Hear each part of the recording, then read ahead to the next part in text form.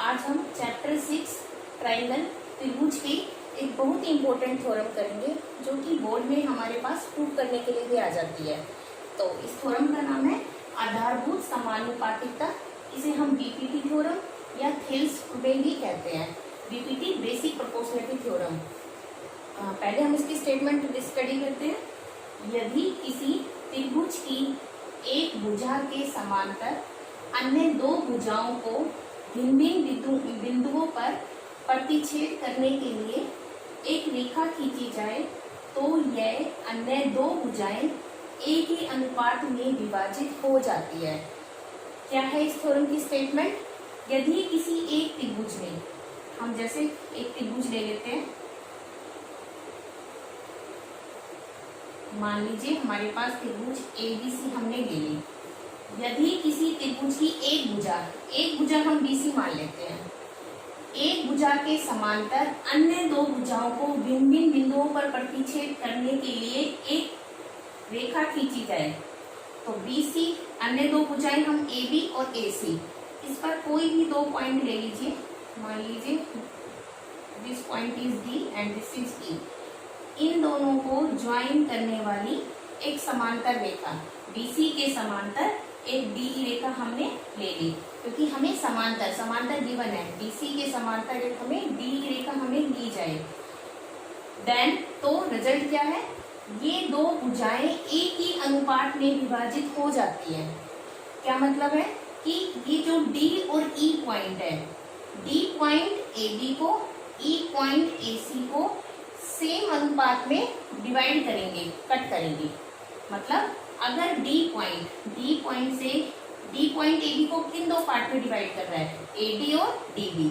अगर हम इनका अनुपात लेते हैं एडी बटे डीबी, ई पॉइंट एसी को किन दो पार्ट में डिवाइड कर रहा है, ए और ईसी, और इसका अनुपात लिया जाए ए बटे ईसी, तो ये दोनों अनुपात अकॉर्डिंग टू स्टेटमेंट क्या होंगे?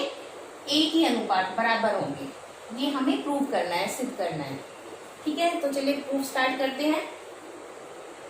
प्रूफ में हमें दिया है, क्या दिया हुआ है हमें स्टेटमेंट में, जो हमें इस पार्ट में हमने जो गिवन है उसको मेंशन करेंगे। तो हमें क्या गिवन है? एक त्रिभुज एबीसी जिसमें बीसी के समांतर एक डीई रेखा हमें दी गई है, सिद्ध करना है।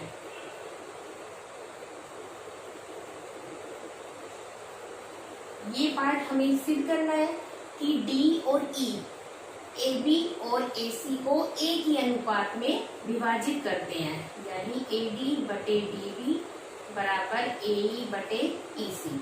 ये हमें सिद्ध करना है।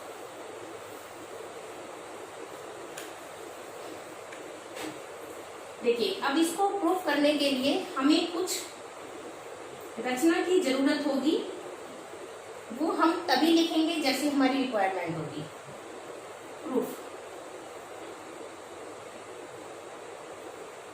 देखिए, रचना में अब हमें, हमारे पास ये पॉइंट ई पॉइंट को, ई बिंदु को बी से और डी बिंदु को सी से मिलाओ।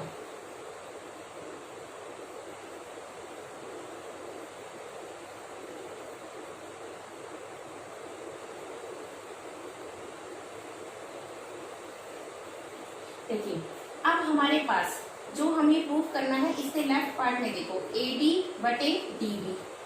यहां से हमें एडी और डीबी, ये हमारे पास ए ई बी, इसी त्रिभुज के दो पार्ट है। तो यहाँ से हम पहले ये एरिया, त्रिभुज ए डी ई का एरिया निकालेंगे। यहाँ से हमारे पास एरिया ऑफ त्रिभुज ए डी ई, त्रिभुज का एरिया क्या होता है? 1/2 आधार गुणा ऊंचाई। अगर हम ए डी ई त्रिभुज लेते हैं तो यहाँ पर आधार क्या है? एडी ऊंचाई ऊंचाई हमारे पास सीधी लाइन होती है यानी कि लंब, जो यहाँ पे नहीं है, तो हमें इसको भी अपनी तरफ से ड्रा करना पड़ेगा। तो यहाँ से हम एक कंस्ट्रक्शन और कर लेते हैं कि ई से हम एक लंब गिरा रहे हैं ए डी पर। तो हम यहाँ पे एक कंस्ट्रक्शन, एक रचना अपनी तरफ से करेंगे। ई एम लंब खींचो ए बी पर। अब ई एम अगर ए बी पर लंब है तो वो ए डी पर भी होगा, क्योंकि ए डी ए बी का ही एक पार्ट है। तो अब त्रिभुज ए डी ई का क्षेत्रफल क्या होगा? 1/2 आधार। आधार हमारे पास ए डी है और इस त्रिभुज ए डी ई में ऊंचाई क्या हो गई? E M. इसके बाद हम निकालेंगे एरिया डीबी। हमें नीचे डीबी लाना है। डीबी को कंसीडर, डीबी को इंक्लूड करते हुए कौन सी त्रिभुज बनेगी हमारी? डीबी। यहाँ से डीईबी, तो यहाँ से हम कंसीडर करेंगे त्रिभुज डीईबी। इसका क्षेत्रफल 1/2 आधार डीईबी। देखो ध्यान से देखिए, ये वाली त्रिभुज डीईबी, इस त्रिभुज में हमारे पास आधार क्या है? आधार हमारे पास डीबी। अच्छा, ऊंचाई, ऊंचाई जो ऊंचाई ईएम एडी पर लंब था, ईएम एबी पर भी लंब होगा। हमने ईएम एबी पर लंब लिया था, तो कॉरस्पॉन्डिंगली ईएम हमारे पास एडी पर भी लंब हुआ। तो यहाँ से ऊंचाई क्या हो जाएगी? डीईबी में अगेन सेम ईएम। अब यहाँ से हम, यहाँ पे देखो AD/DB, तो इसका मतलब हमें 1 और 2 को आपस में क्या करना है? मान लीजिए ये 1 है, ये 2, तो 1 और 2 को हम क्या करेंगे? आपस में डिवाइड। तो एरिया ऑफ त्रिभुज ADE बटे एरिया त्रिभुज DEB, हम ये फाइंड आउट करेंगे। तो ये एरिया हमारे पास था 1/2 AD गुना EM, और DEB का एरिया है हाफ DB गुना EM। यहाँ से जो कॉमन पार्ट कट रहे हैं, कैंसिल हो रहे हैं, कैंसिल कर दो। हाफ कैंसिल हो रहा है, EM कैंसिल हो रहा है, तो हमारे पास क्या बचा? AD/DB। Let we are consider this equation 3। देखिए अब हमें राइट साइड के लिए वर्क करना है। राइट साइड में हमारे पास क्या है? AE। अब हम एक ऐसी त्रिभुज कंसिडर करेंगे जिसमें AE हमारे पास आधार का काम करे। तो यहाँ से देखो इस फिगर में AE के कोरस्पॉन्डिंग कौन सी त्रिभुज बन रही है? ADE।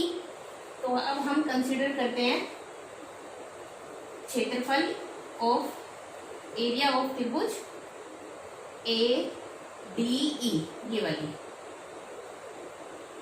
ADE। Again same formula, 1/2 आधार गुना ऊंचाई। अब देखो इसका आधार क्या है? AE। ऊंचाई, देखिए ऊंचाई ADE में AE आधार के कोरस्पॉन्डिंग कोई ऊंचाई नहीं है। ऊंचाई हमारे पास एक सीधी रेखा होती है, इसका मतलब हमें इसकी ऊंचाई फिर से हमें अपनी तरफ से ड्रा करनी पड़ेगी। तो हम रचना में क्या करेंगे? D से एक लंब गिराएंगे AC पर। D से हम एक लंब गिराएंगे, मान लीजिए कि N है, और रचना में लिख देंगे DN perpendicular on AC। DN हमने AC के ऊपर लंब ले लिया। अब ये DN AC पर लंब है, तो DN AE पर भी होगा, क्योंकि AE भी AC का एक पार्ट है। तो यहाँ से हमारे पास ADE, इस त्रिभुज में ऊंचाई क्या आ जाएगी? DN। इसको मान लीजिए 4। नाउ AE के कोरस्पॉन्डिंग यहाँ हमारे पास इसका अनुपात किसके कोरस्पॉन्डिंग? EC चाहिए हमें। तो EC के कोरस्पॉन्डिंग यहाँ पर देखिए कौन सी त्रिभुज बन रही है? EC के कोरस्पॉन्डिंग हमारी त्रिभुज ये बनेगी EDC। त्रिभुज EDC, इसका क्षेत्रफल 1/2 आधार हम EC को मान रहे हैं। तो ऊंचाई, अब इस त्रिभुज जब हम आधार AC ले रहे हैं तो इसके कोरस्पॉन्डिंग ऊंचाई हमारी DN हुई। तो इस केस में भी ऊंचाई क्या हो जाएगी? DN। मान लीजिए लेट दिस इज 5। अब हमें क्या करना है? AE/EC, हमें इनका अनुपात लेंगे। तो 4/4 डिवाइड बाय 5, तो एरिया त्रिभुज ADE बटे एरिया ऑफ त्रिभुज EDC,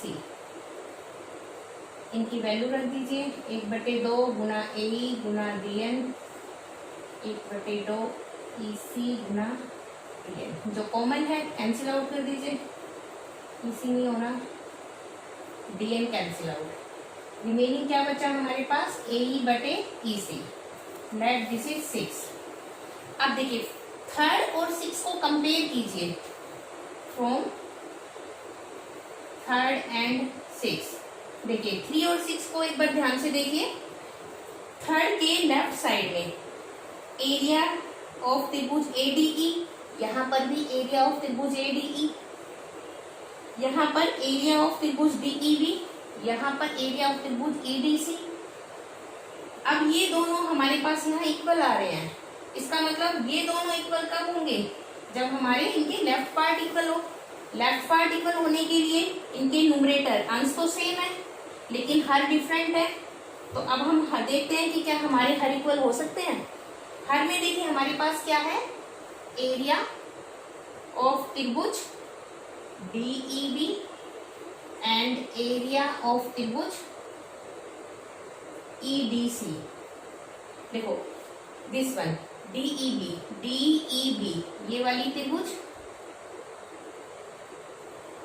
और EDC DEB and EBC, this is EBC।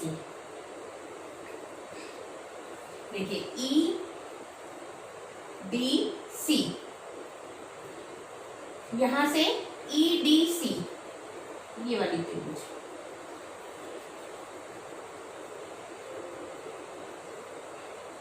देखिए अब DEB एंड EDC इन दोनों त्रिभुज में कॉमन क्या है, दोनों एक ही आधार पर है, और दोनों का आधार सेम है। DEB में भी आधार DE है, DEC का भी आधार DE है, और दोनों एक ही लाइन के बीच में है। और पिछली क्लास 9th में हमने पढ़ा था एक ही आधार और एक ही समांतर लाइन के बीच, एक ही समांतर रेखा के बीच बनी दो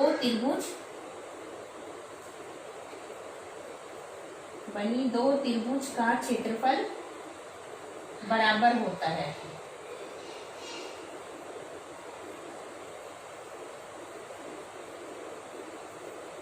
इसका मतलब हमारी ये त्रिभुज DEB और हमारी ये त्रिभुज EDC, ये दोनों त्रिभुज क्या होंगी, इन दोनों का क्षेत्रफल बराबर होगा। अब अगर ये त्रिभुज ADC और त्रिभुज DEB इन दोनों का क्षेत्रफल बराबर है, इसका मतलब हम EDC को रिप्लेस कर सकते हैं DEB से। तो दिस मीन्स एरिया ऑफ त्रिभुज DEB बटे एरिया ऑफ त्रिभुज ADE, 3rd में हमारा जो लेफ्ट पार्ट है दैट इज ADE बटे त्रिभुज DEB, ये किसके बराबर होगा, एरिया ऑफ त्रिभुज ADE और एरिया EDC। अब हम इसको रिप्लेस कर देंगे एरिया DEB से, क्योंकि ये दोनों इस रिजल्ट की हेल्प से हमारे पास इक्वल हो गई। एरिया त्रिभुज DEB। अब 3rd और 6 का लेफ्ट पार्ट इक्वल है, तो दिस मीन्स राइट पार्ट के आपस में क्या होंगे, इक्वल होंगे। तो दिस मीन्स AD बटे DB बराबर है AE बटे EC, और ये ही हमें प्रूव करना था। तो स्टूडेंट्स देखिए हमें क्या किया, हमें गिवन था कि कोई त्रिभुज ABC में अगर हम किसी एक रेखा के समांतर दोनों रेखाओं को मिलाते हुए, अन्य दो भुजाओं को मिलाते हुए एक रेखा खींचते हैं, तो वो रेखा अन्य दो भुजाओं को एक ही अनुपात में विभाजित करती है। तो हमने क्या किया, पहले यहाँ से जो अनुपात है एडी और डीबी, एडी को से बनने वाली त्रिभुज का एरिया और डीबी से बनने वाली त्रिभुज का एरिया, इन दोनों का अनुपात निकाला। फिर हमने क्या किया, जो दूसरी भुजा हमारी एसी है, यहाँ से एई और ईसी, इन दोनों त्रिभुज का अनुपात निकाला। अब यहाँ से हमारे पास अंश में जो हम त्रिभुज ले रहे हैं ये दोनों बराबर है। राइट जो नीचे हमारे पास डिनोमिनेटर में दोनों त्रिभुज हैं ये भी बराबर होंगी, क्योंकि हमारे पास ये रिजल्ट है, ये दोनों त्रिभुज एक ही आधार, दोनों का सेम बेस है और एक ही समांतर रेखाओं के बीच स्थित है, तो दोनों का एरिया इक्वल होगा। तो यहाँ से जो एडी बटे डीबी बराबर ई बटे ईसी सोल्व करने के बाद हमारे पास ये रिजल्ट आ जाएगा।